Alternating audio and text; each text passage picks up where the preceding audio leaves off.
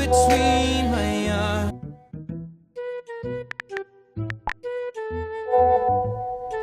राम राम राम राम राम राम राम राम राम राम राम राम राम राम, ये क्या कर रही है ये?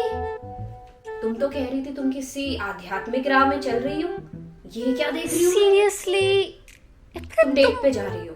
तुम्हारी जैसे लोगों की न जाने किस कलमुहे से मिलने जा रही हैं, बताओ। हेलो हेलो, पता नहीं कहाँ से गीता पढ़ ली है और कह रही है कि स्पिरिचुअल हो रहे हैं ये। सीरियस डेट भी मैं कह रही हूँ, कोई पहली नहीं लग रही मुझे। वाओ, अरे अगर ब्रह्मचारी बनने की हिम्मत ही नहीं रख सकती तो कौन सी स्पिरिचुअलिटी की राह में चल रही है? तो मुझे तो सब ढोंग लग रहा है ये। यही जाने इनका काम जाने, मुझे तो नहीं पढ़ना इनके अध्यात्म में, इनके अध्यात्म के चक्करों में।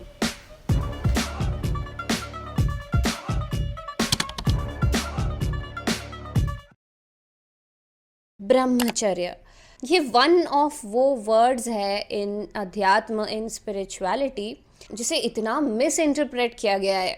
ये मीनिंग लिया गया है कि ब्रह्मचारी का मतलब होता है कि आप किसी भी फिजिकल रिलेशनशिप में नहीं आ सकते लाइफ टाइम तक। अगर आप स्पिरिचुअलिटी फॉलो कर रहे हैं, अगर आप अध्यात्म फॉलो कर रहे हैं, तो आप लाइफ टाइम तक रिलेशनशिप में नहीं आ सकते किसी अपोजिट पार्टनर के साथ। और इसी को ट्रेंडिंग वे में देखें तो नो फैप करके इस वर्ड से एसोसिएट किया जाता है ब्रह्मचारी को, कि जो ब्रह्मचारी है वो नो फैप फॉलो कर रहा है। And what is no fap? मतलब कि सेक्स करना तो छोड़ ही दो, मतलब आप मन में भी कुछ कामुक विचार नहीं ला सकते। और अभी इसी टॉपिक पे रिसेंटली डॉक्टर सिद्ध वॉरियर, जो कि एक न्यूरो साइंटिस्ट है, उनके चैनल में मैं आचार्य प्रशांत के साथ आया हुआ पॉडकास्ट देख रही थी। आप उसके कुछ क्लिप्स देखिए। There is a unique struggle that the youth in our country are going through. I have seen certain movements where they go towards spirituality. Maybe they are not being guided in the best way possible. One recent example that came in our conversations was this. It's called NoFap. It is about this demonization of sexual thoughts. There is a lot of correlations around it, which is that you should not indulge in any sort of self-pleasure, and this has been banned, or this has been prohibited by our traditional spirituality. Yeah. First of all, is there any truth to that? मतलब seriously आप सुन रहे हैं क्या बोल रहे हैं doctor?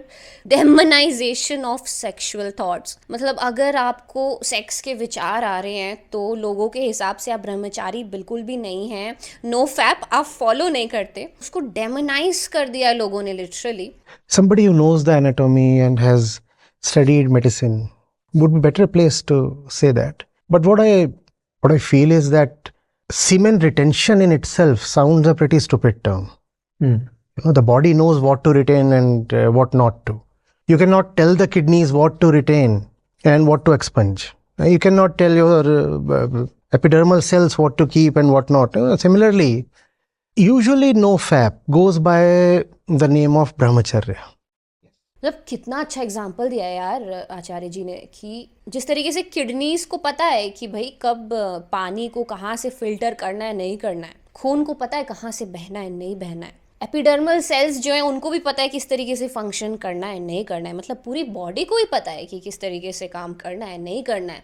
Similarly जो reproductive parts है उनको भी पता है। तो सीमेन रिटेंशन जैसा कोई शब्द बहुत ही एब्सर्ड साउंड करेगा अगर कोई एनाटॉमी का डॉक्टर या जो समवन हु नोज मेडिसिन वो ये सब बातों को सुनेगा। Brahmacharya is about living in a way that leads you to Brahm.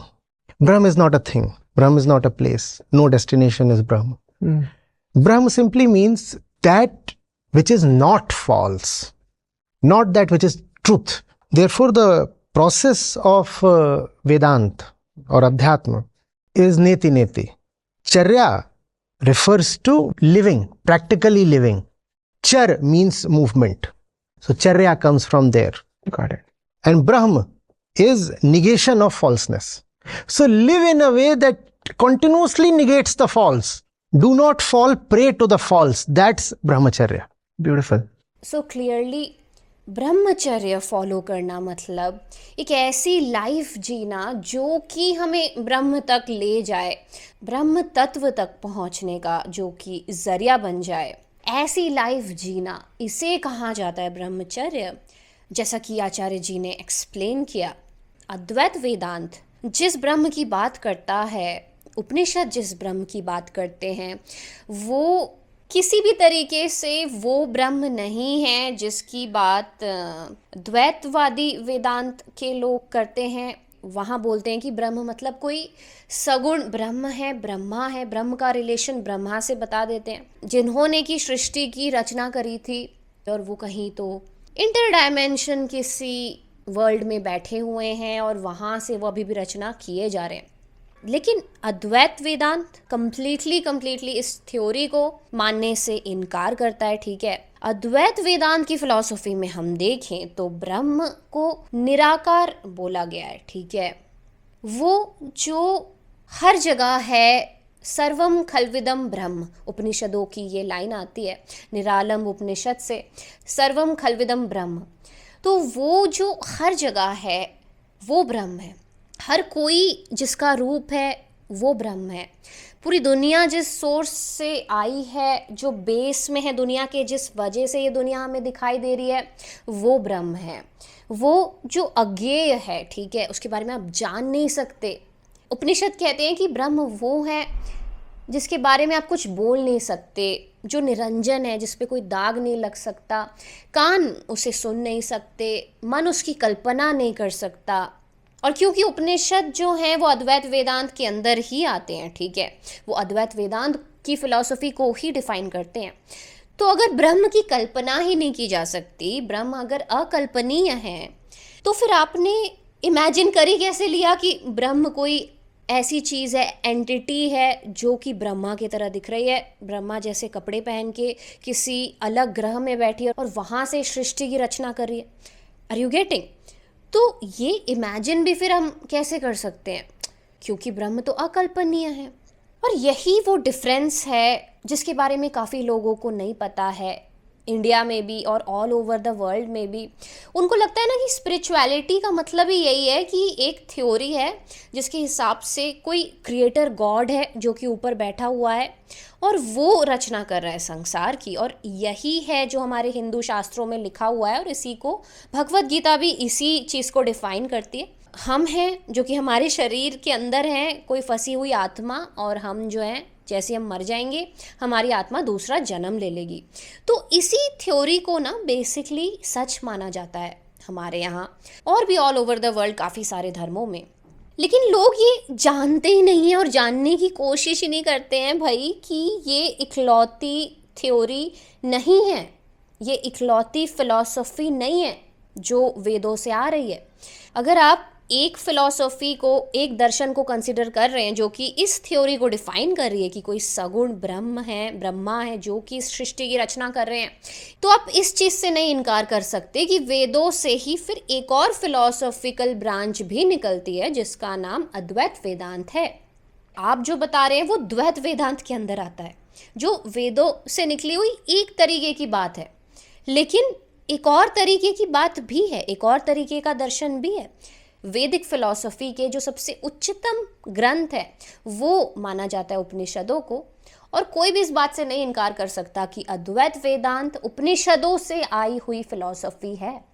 उपनिषद वेदों का सबसे कॉम्प्लेक्स और हाईएस्ट समरी माना जाता है, मतलब अपौरुषेय माना जाता है उपनिषद को, कि वहाँ जो बातें लिखी हैं वो इतनी प्योर हैं कि इंसान भी उससे छू नहीं सकता। वो थ्योरीज सत्य को डिफाइन कर रही है, ठीक है, ट्रू प्रिंसिपल्स को डिफाइन कर रही है। तो ऑब्वियसली अगर आप हिंदू हैं या आप कहते हैं खुद को कि आप हिंदू रिलीजन को बिलोंग करते हैं, तो आपको पता होना चाहिए कि आप ही के रिलीजन में दूसरी टाइप की फ़िलॉसफी भी है जो कि चीज़ों को अलग तरीके से डिफ़ाइन करती है। बस एक ही फ़िलॉसफी नहीं है जो कि आप पकड़ के बैठ जाओ। और हर वो नया बच्चा जो हमारे देश में पैदा हो रहा है उसे भी पूरा पूरा हक है हर तरीके की फ़िलॉसफी जानने का, ठीक है, कि यहाँ क्या लिखा है, वहाँ क्या लिखा है, और फिर चूज़ करने का कि ठीक है अच्छा मैं ये चूज़ करना चाहता हूँ या चाहती हूँ। आप उसे रेस्ट्रिक्ट नहीं कर सकते कि नहीं नहीं नहीं नहीं, अगर आप हिंदू हैं तो आप बस द्वैत वेदांत ही फॉलो कर सकते हैं, अद्वैत तो आप सुन ही नहीं सकते। तो इसीलिए अब आप समझ सकते हैं कि क्यों लोग इतना चिढ़ते हैं अद्वैत वेदांत से, क्यों आचार्य प्रशांत को भी आपने सुना होगा जगह जगह नेगेटिव बोला जाता है कि ये तो कुछ भी पहनते हैं, ये धार्मिक कपड़े नहीं पहनते या कोई भी रेस्ट्रिक्शन नहीं फॉलो करते। अरे ऑब्वियसली वो कहाँ से फॉलो करेंगे, क्योंकि वो खुद ही बोल रहे हैं, उनके चैनल में बड़ा बड़ा लिखा है कि वो अद्वैत वेदांत की फिलॉसफी पढ़ा रहे हैं। And Advaita is all about freedom, Advaita is all about mukti, मुक्ति इसी जन्म में।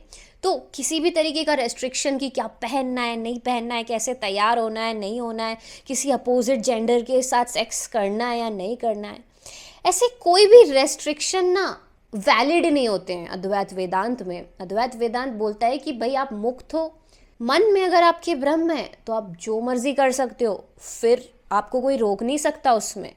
तो फिर क्या है रियल मतलब ब्रह्मचारी का, जो रियल मतलब है वो क्या है, ब्रह्मचारी है कौन, कैसे हम कह सकते हैं कि आप ब्रह्मचारी हैं या आप ब्रह्मचर्य का पालन करें। तो ब्रह्मचारी आया है ब्रह्म शब्द से, ब्रह्मचारी में जो चर्या वर्ड आया है, ठीक है, वो आया है कहीं ना कहीं चर से, और चर का मतलब होता है मूवमेंट। तो चर्या मतलब कि दिन भर आप कैसे व्यवहार कर रहे हैं, कैसे आचरण कर रहे हैं, कैसे जी रहे हैं, बेसिकली आप पूरे दिन में क्या क्या एक्टिविटीज़ कर रहे हैं, लोगों के साथ कैसा व्यवहार कर रहे हैं, अपने ही मन में कैसा व्यवहार कर रहे हैं, अपने मन को कैसे ट्रीट कर रहे हैं, मतलब जो जो भी आप पूरे दिन भर कर रहे हैं उसे कहा जाएगा चर्या। तो अगर चर्या मतलब मूवमेंट और ब्रह्म मतलब सत्य, अद्वैत वेदांत के जो महावाक्य हैं जैसे अहम ब्रह्मास्मि, जहाँ ब्रह्म का मेंशन आता है, या तत्वमसि, तो वो कहीं ना कहीं ब्रह्म को रिलेट करते हैं मानव के अंदर के, ह्यूमन के अंदर के सत्य से। मतलब आप ही का जो उच्चतम हिस्सा है, जहाँ तक आपको पहुँच जाना है, जहाँ तक आपको एक जर्नी तय करके अपने आप को वहाँ तक उठाना है, तो आप ही के अंदर का जो सत्य है उसे वेदांत, अद्वैत वेदांत रेफर करता है ब्रह्म के नाम से। तो अगर ब्रह्म का मतलब है सत्य और चर्या का मतलब है मूवमेंट, तो ब्रह्मचर्य फिर हुआ कि इस तरीके से मूवमेंट करना अपने पूरे दिन में, इस तरीके से आचरण रखना जो आपको सत्य तक ले जाए, जो आपको ब्रह्म तक ले जाए। अपने हर काम को एक तरीके से डेडिकेट कर देना सत्य को, अपनी ही उच्चतम संभावना को, अपने ही सत्य को समर्पित कर देना अपने काम को, और उस तरीके से मूवमेंट करना हर पल, वो फिर कहलाएगा ब्रह्मचर्य। और क्योंकि वेदांत का तरीका हमेशा, अद्वैत वेदांत का तरीका हमेशा नेति नेति का होता है, मतलब नेगेटिव देखना है हमें उस पूरी चीज़ का, तो फिर अगर वेदांत की नज़र से देखें तो अगर ब्रह्म का मतलब अगर सत्य है तो हमें उससे डायरेक्टली नहीं एनालाइज करना है कि ब्रह्म मतलब सत्य, तो सत्य जो चीज़ है हम उसके पीछे भागे, क्योंकि फिर वहाँ पे वेदांत क्या कहेगा कि सत्य तो अकल्पनीय है, आप पहचानोगे कैसे कि क्या सत्य है, और सत्य को जाना भी नहीं जा सकता, क्योंकि उपनिषदों के हिसाब से, वेदांत के हिसाब से सत्य को अज्ञेय भी कहा है, मतलब वो जिसे जाना नहीं जा सकता। तो अगर फिर सत्य वो है जो अज्ञेय है, सत्य वो है जिसके बारे में कोई कल्पना नहीं की जा सकती, तो फिर सत्य को कैसे जाने कि हर पल हम जो हैं ब्रह्म की तरफ, सत्य की तरफ मूवमेंट कर रहे हैं। तो उसका तरीका जैसे कि आचार्य जी ने बताया वो होता है नेगेटिव में देखना, नेति नेति करके फिर सत्य के तरफ आगे बढ़ना। उसका मतलब, उसका नेगेटिव मतलब झूठ के तरफ ना बढ़ना। वेदांत तो यही कह रहा है ना कि सत्य अज्ञेय है, सत्य को नहीं जाना जा सकता, लेकिन ये तो नहीं कह रहा ना कि जो झूठ है वो भी अज्ञेय है, नहीं। तो इसका मतलब झूठ को ही फिर त्याग देना अपने आप सत्य तक पहुंचने का रास्ता हो सकता है, क्योंकि झूठ तो हमेशा हमें दिखाई दे रहा है, हम आइडेंटिफाई कर सकते हैं, हम पहचान सकते हैं कि वो कौन सा झूठ है जो हमें रोक रहा है एक सही आचरण करने से, एक सही व्यवहार करने से। तो उसको नेगेट करना, झूठ का त्याग करना ही कहीं ना कहीं एक तरीके से वो रास्ता है जिसे कहा जा रहा है सत्य की ओर बढ़ना या ब्रह्म की ओर बढ़ना। तो फिर ब्रह्मचर्य क्या हुआ? ब्रह्मचर्य फिर हुआ to live in a way which does not reinforce your foolishness, Live in a way that does not reinforce your foolishness. That is brahmacharya.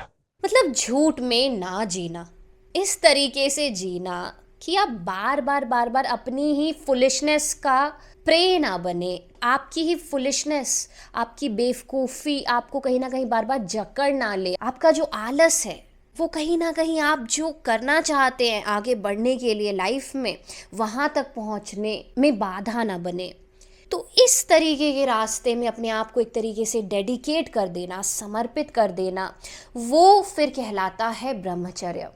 तो ब्रह्मचारी वो है जो सदा ब्रह्मचर्य का पालन करे, लगातार अपनी लाइफ में हर मोमेंट, हर प्रेजेंट मोमेंट में ब्रह्म की ओर ही बढ़े। जब भी उसे अपने अंदर का झूठ दिखाई दे कि ये वो झूठ है जो मेरी ही उच्चतम संभावना मतलब ब्रह्म वहाँ तक पहुँचने से रोक रहा है, जो मेरे ही उच्चतम गोल, उच्चतम संकल्प तक पहुँचने से मुझे रोकता हो, जो उन सब का त्याग करता हुआ चले, उन सब को बिल्कुल छोड़ता हुआ चले, इग्नोर करता हुआ चले, लगातार हर मोमेंट, हर प्रेजेंट मोमेंट, वो फिर हुआ ब्रह्मचारी। So that was it for this video guys. Advaita Vedanta में ऐसे बहुत सारे अमेजिंग कॉन्सेप्ट्स हैं जो कि बस आपको एक बेहतर माइंडसेट, एक बेहतर नजरिया ही नहीं देंगे, बल्कि जैसे जैसे आप उनको जानते जाओगे ना, तो जिंदगी में आगे कैसे बढ़ना है, अपने संकल्प को पाने के लिए कैसे आगे बढ़ना है एक सच्चे तरीके से, उसका रास्ता भी आपके मन में अपने आप खुलते जाएगा जैसे जैसे आप इन टॉपिक्स को और सुनेंगे और एनालाइज करेंगे। और यही वो रीज़न है कि जब आप इन टॉपिक्स को सुनते हो तो आप एक मौन की स्टेट में चले जाते हो, एक शांति की स्टेट में चले जाते हो, क्योंकि आप कहीं ना कहीं एक सत्य के कॉन्सेप्ट को सुन रहे होते हो। और जब भी सत्य के कॉन्सेप्ट को सुना जाता है ना और माइंड उसको समझने की कोशिश करता है, तो वो कहीं ना कहीं खुद भी टेम्परेरीली सत्य में स्थापित हो जाता है, जिस वजह से वो मौन आपको महसूस होता है। और यही खासियत है अद्वैत वेदांत के कॉन्सेप्ट्स की, जो उसे इतना यूनिक बनाता है। तो मिलते हैं ऐसी किसी एक और वीडियो में एक और किसी कॉन्सेप्ट के साथ। Till then take care of yourself.